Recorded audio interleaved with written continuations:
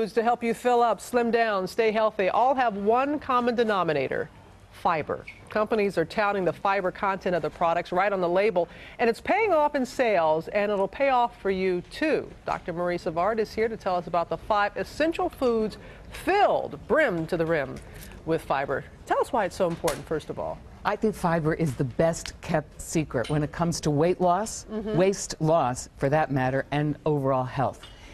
Fiber, we're supposed to get, on average, about anywhere between 25 to 30 grams of fiber a day. Most Americans get half that amount. And what fiber does, first of all, what is it? It comes from the plant, the undigested part of the plant. It doesn't exist naturally in animals, so you're not going to see it in meat and dairy products unless it's fortified or added. And what fiber does, 3 big things. First, it fills you up, so it helps with weight loss. The second thing it does is slow down the absorption of sugar and fats. So that means it actually lowers your cholesterol, lowers your risk for diabetes and even heart disease. Studies have shown that. And the third thing it does is kind of speed things through our intestinal tract, so it helps. It helps avoid and treat constipation, diverticulitis, and even hemorrhoids. And I can tell you, I first got addicted to fiber with my firstborn when I had hemorrhoids. All pregnant women know about those hemorrhoids. And that was really helpful when you upped your fiber count. And I've not stopped since then. I know you are really a firm believer in this. And so let's start breakfast. That's a good start. Whole grains. So there are 5 groupings. First are whole grains. Brown rice, switching from white rice to brown rice, you'll double your fiber content. And then a wheat bran cereal if you don't have a gluten problem. And Fiber One has 14 grams per half a cup.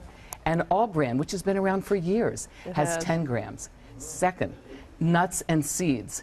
The seed, quinoa, it's kind of coming back. It's an old seed that's been around from South America. Doubles the protein that you would normally see in something like rice. Cook it just like you would cook rice, but it kind of tastes nuttier.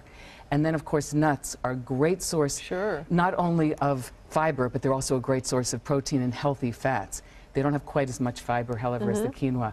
Fruit and vegetables is the third category. Broccoli, apples both have about 4 grams per serving. And then figs. Those are kind of pale-looking figs, but it's the winter. But dried figs, 3 of them have 10 grams, which is quite a bit of fiber in them. So those 3 figs right there would have 10 grams. Oh, and that's almost half your day's serving. And I would imagine beans as well? And then 4th on the list are beans. A cup of black beans. I use that as an example because I love beans. You can put them in lots of things.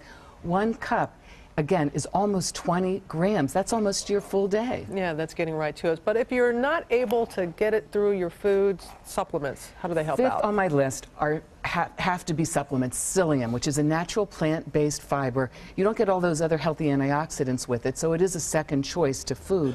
But psyllium is so important, especially for seniors who have trouble with their, as they're getting older, with their colon digestion.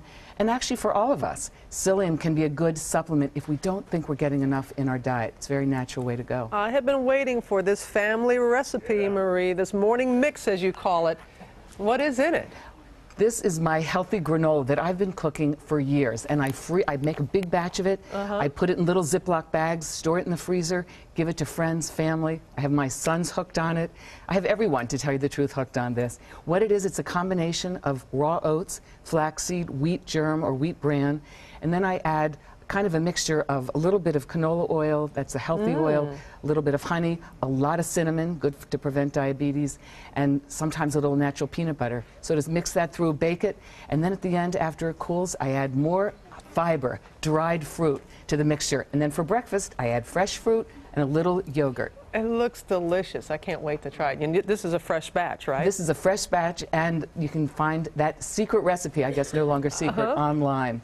But it's a great formula. And we should caution folks that don't change your diet dramatically all of a sudden and really having a lot, because it could be a little difficult on the system, right? Yeah, there's a couple quick tips. Ease into it. You should ease into it slowly.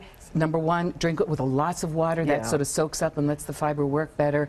And mix it up, because there are different types of fiber. Some that are better to lower cholesterol, some better for colon health. So mix it up. All right. Breakfast is on Marie. Thanks, Marie, so much.